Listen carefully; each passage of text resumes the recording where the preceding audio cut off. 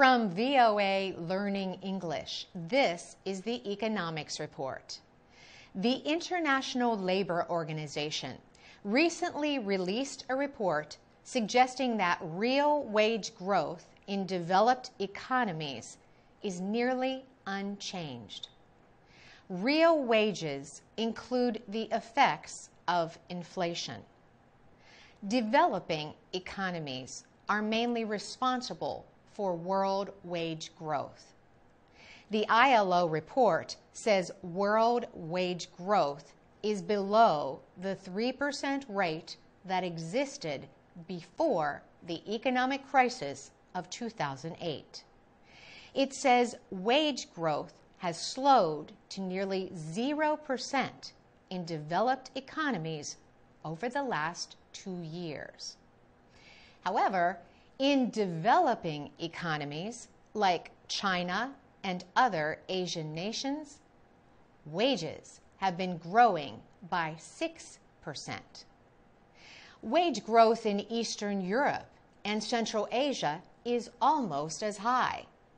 The ILO report says wages in rich nations are still about 3 times higher than in poor countries. It says workers in developed countries earn $3,000 a month on average, compared to $1,000 a month for developing nations. The report says developed nations had increased inequality because of job losses and big differences between the highest and lowest wage earners. That difference between highest and lowest wage earners decreased in some developing countries.